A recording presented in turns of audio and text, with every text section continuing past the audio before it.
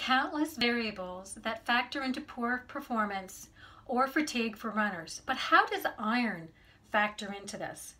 If your iron levels are low and you don't do anything about it, eventually your performance is going to suffer.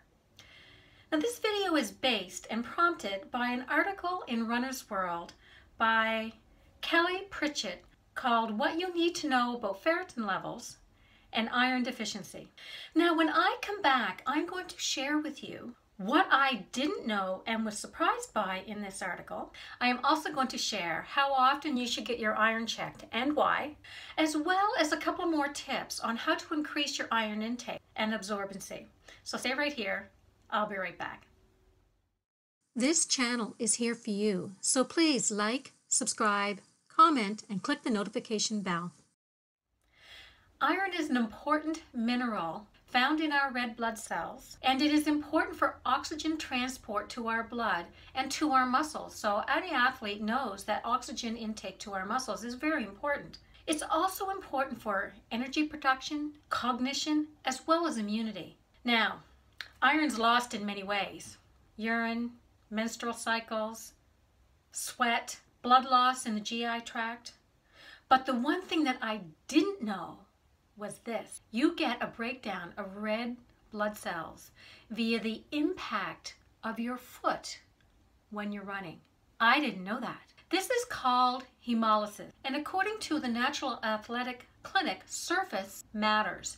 So if you are running on concrete, that is the hardest surface. This is more of an issue versus running on pavement, and even better, running on a soft surface like a trail.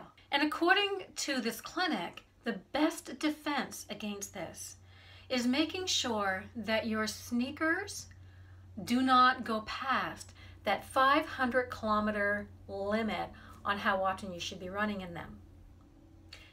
Easy for me to do that. I get to go buy new sneakers.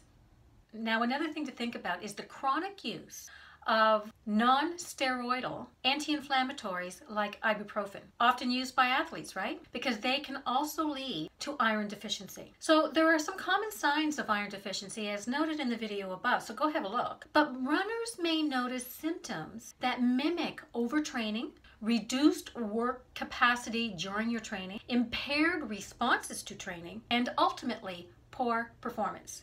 Now, there are also stages of iron deficiency, and I'll put that information in the description below, so you'll better be able to absorb it there. But the question is, as a runner, how often should I get my iron checked? So here's a guide. As suggested in a recent 2019 article published in the European Journal of Applied Physiology, high-risk runners should be screened regularly, and considerations for the frequency of iron blood tests are based on the athlete's past history.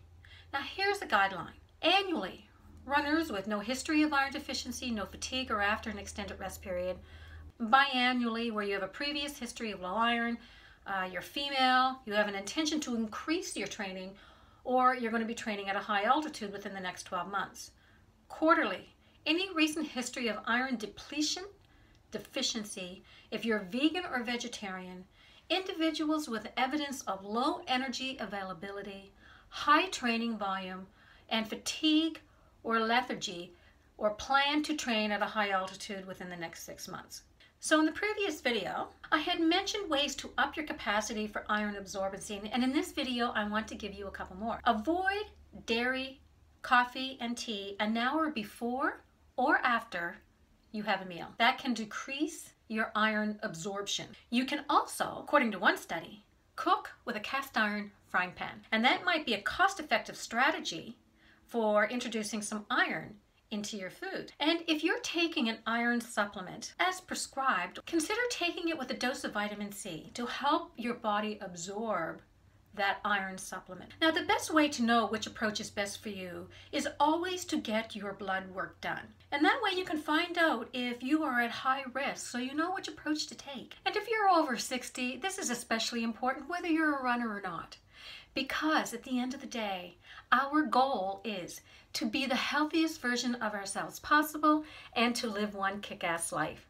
Thank you for joining me, and I'll see you in the next video.